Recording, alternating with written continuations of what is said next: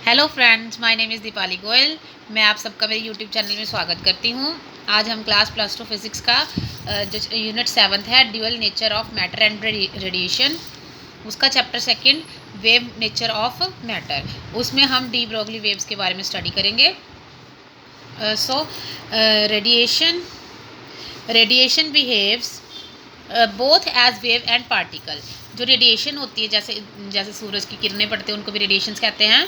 सो radiations हैं वो wave और पार्टिकल दोनों की तरह बिहेव करते हैं, उसके बारे में हम स्टडी करते हैं इसमें।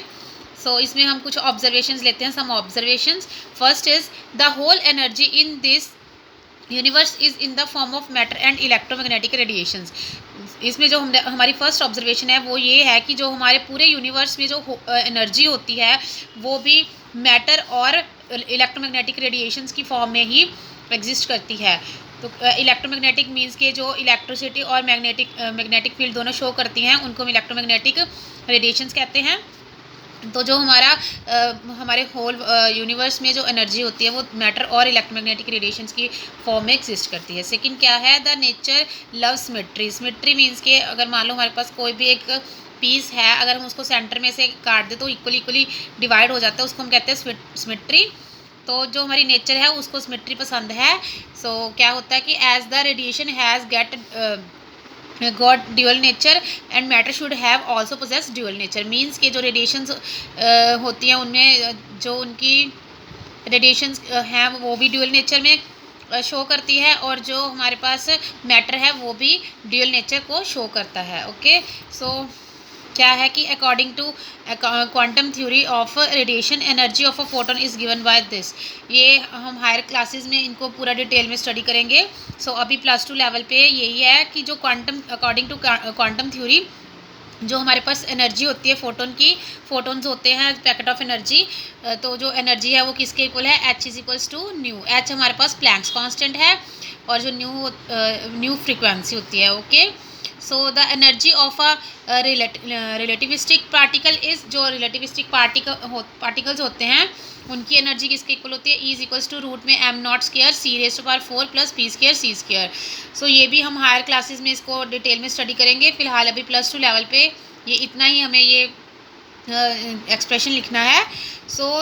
हम इसमें कंसिडर करते हैं कि जो हमारा फोटोन है वो जो फोटोन पार्टिकल है वो हमारा रेस्ट पे है। अगर वो रेस्ट पे होगा तो जो उसका मास है वो 0 हो जाता है। फोटोन क्या होता है, पैकेट्स ऑफ एनर्जी है जो हम फोटोन लेते हैं।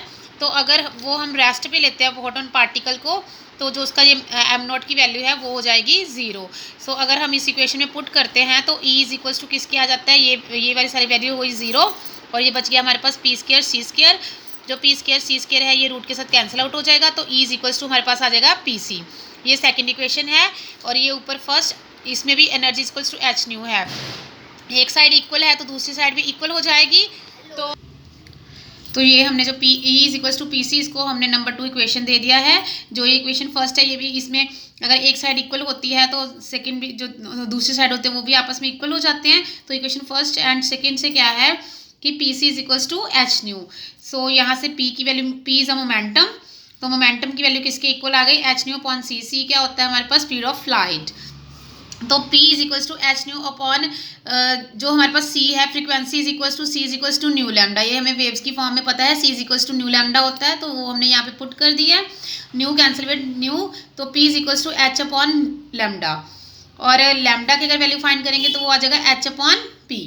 तो उसके बाद हमें मोमेंटम पता है, momentum p is equals to किसके इक्वल होता है, mv के। अगर p की वैल्यू पुट कर देंगे तो वो आ जाएगा mv, और lambda is equals to h upon mv। ये हमारे पास डी ब्रोगली रिलेशन बन गया।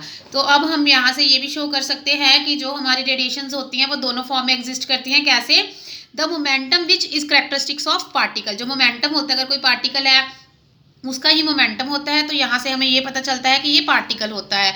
और जो वेवलेंथ है, वेवलेंथ होती है हमारे पास वेव की, तो उससे इसका वेव कैरेक्टरिस्टिक शो होता है। ओके फ्रेंड्स, अगर आपको मेरा वीडियो अच्छा लगा हो तो प्लीज़ इसको लाइक, शेयर, सब्सक्राइब और कमेंट करना मत भूलिए, और मेरी ऐसी और वीडियोस को देखने के लिए मेरा बेल आइकन दबाना भी मत भूलिए। Thank you friends.